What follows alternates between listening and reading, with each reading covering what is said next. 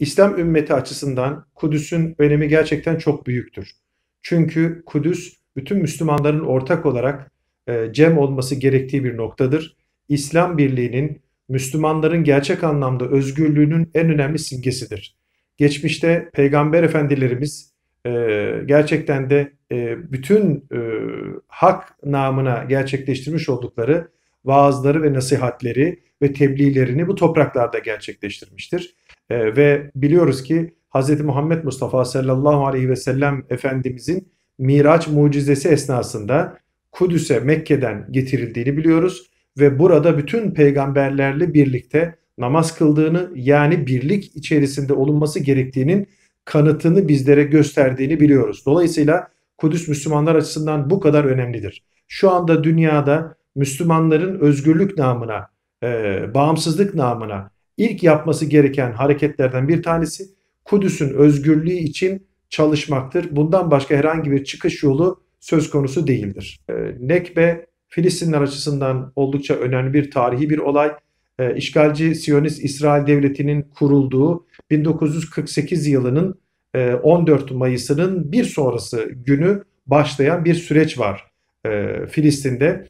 Birçok Müslüman Filistin'de yaşayan ve Filistin'de bütün ümmetin ortak olarak koruması gereken Müslümanların yerlerinden, yurtlarından edilmesiyle ilgili bir süreçtir Nekbe.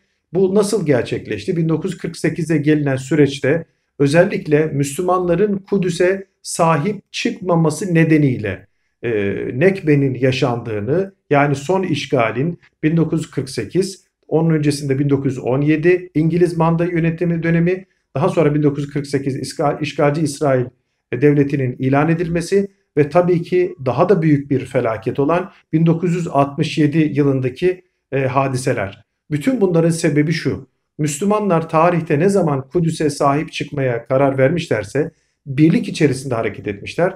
Ne zaman birliklerini bozmuşlarsa o zaman Kudüs maalesef elimizden çıkmış. Dolayısıyla bu işgali de, yani son yaşanan sürecin de en önemli sebebi Müslümanların maalesef birbirleriyle olan irtibatlarının kopmasıdır diyebiliriz. İşgal altındaki Kudüs ve mübarek Mescid-i Aksa'nın özgürlüğüne giden yol, Müslümanların tekrar Kudüs'ü gündemlerine almaları, bir araya gelmeleri, aralarında ihtilaflı konuları bir kenara bırakarak ittifak ettikleri konular üzerinde mutlaka birlikteliklerini geliştirecek hareketler gerçekleştirmeleri ve bununla birlikte Kudüs'e mutlaka el uzatmaları gerekiyor.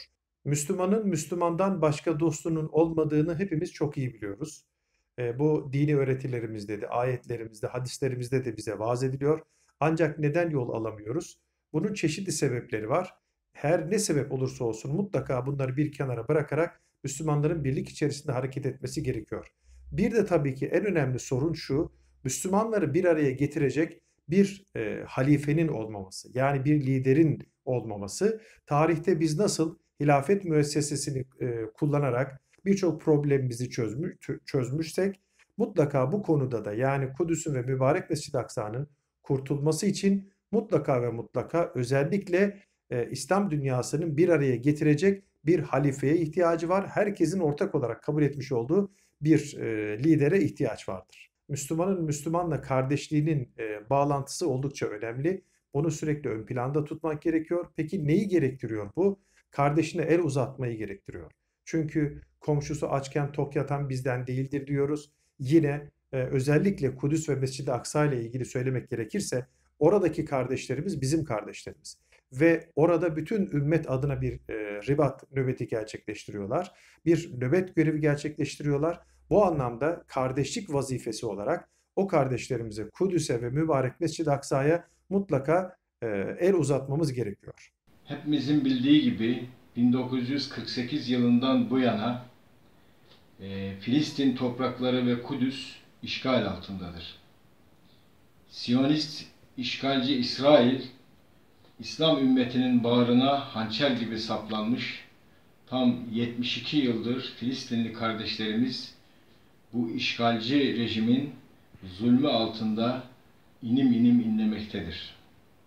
Filistin ve Kudüs meselesi sadece Filistinli kardeşlerimizin meselesi değildir. Filistin ve Kudüs meselesi tüm İslam ümmetinin sorumluluğunu taşıdığı bir meseledir. Hepimiz Filistin ve Kudüs'ün, özellikle Filistin topraklarının, Kudüs'ün ve Mescid-i Aksa'nın özgürlüğünden, özgür olmasından sorumluyuz. Bugün azgın Siyonist işgalci rejim eğer Filistinli kardeşlerimize zulüm yapabiliyor ve bunu da büyük bir şımarıklıkla gerçekleştirebiliyorsa, bunun tek sebebi İslam ümmetinin bütün bu olaylar karşısında ve Siyonist işgalci rejimin zulmü karşısında sessiz kalmasından kaynaklanmaktadır. İslam ümmeti sessiz kaldığı müddetçe Siyonist işgalci rejim azgınlığına devam edecektir. Hepimizin bildiği gibi emperyalist Amerika'dan almış olduğu destekle Kudüs'ü 100 yıl anlaşması adı altında İsrail'in ebedi başkenti olarak ilan etmek istemektedirler. Bizler buradan şunu ifade ediyoruz ki Kudüs Filistin halkına aittir ve Filistin'in ebedi başkentidir. Kardeşlerim, Filistin ve Kudüs'ün özgürleşmesi İslam ümmetinin birliği ve beraberliğiyle gerçekleşebilecektir. Bizler ümmet, vahdet ve kardeşlik bilincimizi kuşanmadığımız müddetçe Filistinli kardeşlerimizin sesi, soluğu ve yüreği olmadığımız müddetçe Kudüs ve Filistin özgürleşemeyecektir.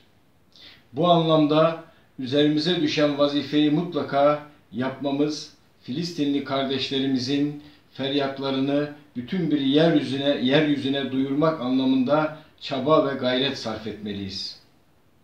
Dediğimiz gibi Filistin ve Kudüs meselesi sadece Filistin halkının değil, tüm dünya Müslümanlarının sorunudur ve bu problemin çözülmesi de dünyadaki Müslümanların ümmet, vahdet ve kardeşlik bilincini yeniden gözden geçirmeleri ve yeniden kuşanmalarıyla mümkün olabilecektir. Zaman, Filistinli kardeşlerimize fiili olarak yardım etme zamanıdır.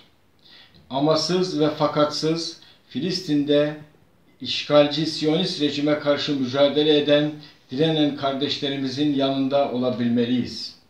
Fiili anlamda olabilmeliyiz. Maddi anlamda ve manevi anlamda olabilmeliyiz.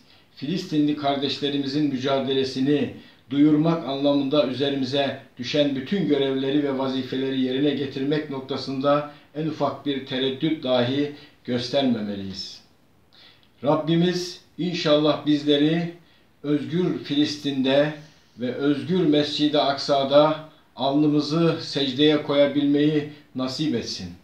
Bunu yapabilmemiz için hepimizin Filistin ve Mescid-i Aksa üzerindeki sorumluluklarımızı yerine getirmemiz gerekir. Yaşasın Filistin direnişimiz, yaşasın Filistin intifadası. Allah'a emanet olun.